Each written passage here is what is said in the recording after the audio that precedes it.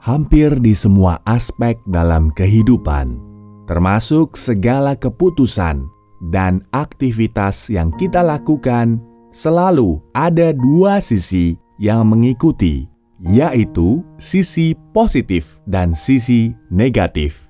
Dua sisi yang hampir tidak bisa kita pisahkan, meskipun bertolak belakang. Bahkan untuk hal yang terkesan membawa kebaikan bagi kita, akan tetap ada dampak atau sisi negatif yang kita sadari atau tidak kita sadari.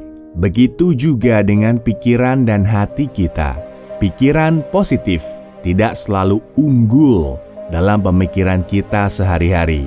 Seringkali pikiran negatif masuk ke dalam pemikiran kita dan menguasai hati kita dan menjadikan hati kita dipenuhi dengan energi yang negatif.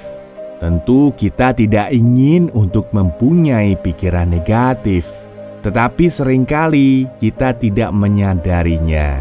Kita terlarut, kita terbawa suasana dan terbawa emosi yang membuat pikiran positif dan akal sehat kita mati. Itulah alasan mengapa pikiran negatif adalah masalah yang besar, musuh yang besar bagi kita.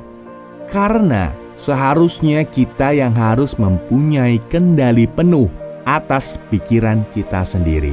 Bukan sebaliknya, energi negatif yang justru mengendalikan pikiran kita. Sebenarnya sangat mudah bagi kita untuk menjalani hidup dengan pola pikir atau sikap negatif yang bisa menjatuhkan kita. Pola pikir dan sikap seperti kebencian, kekhawatiran, keraguan, iri dan dengki, rasa bersalah, kekecewaan, sikap pesimis, dan sikap negatif lainnya. Jika kita lengah dan memperbolehkan pola pikir dan sikap-sikap tersebut untuk masuk ke dalam diri dan hati kita, maka energi negatif akan mengambil bagian dari diri kita.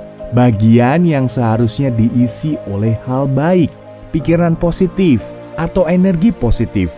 Pikiran dan hati kita bagai sebuah stoples yang dapat diisi dengan penuh.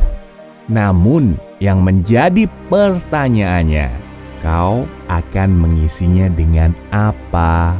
Seharusnya hati dan pikiran kita diisi dengan kebahagiaan, keceriaan, kedamaian, kreativitas, kepercayaan diri, dan hal positif lainnya.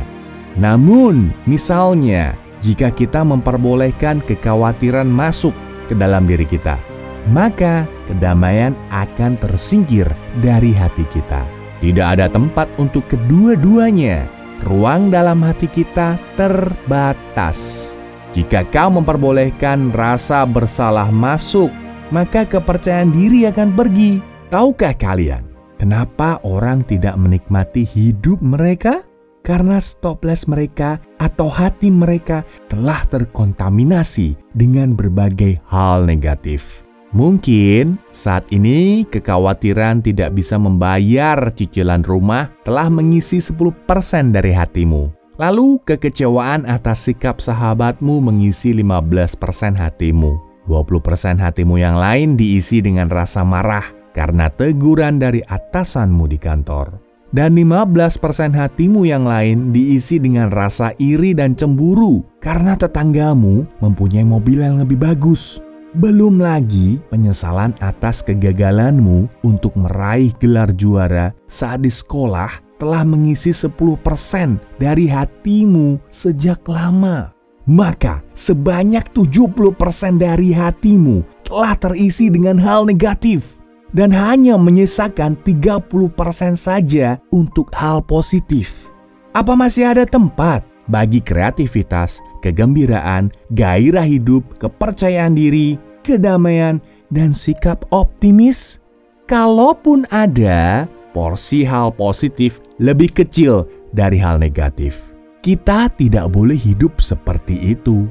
Kenapa kita mau memberi ruang untuk hal negatif yang merupakan musuh kita? Musuh yang seharusnya kita lawan dan kita kalahkan.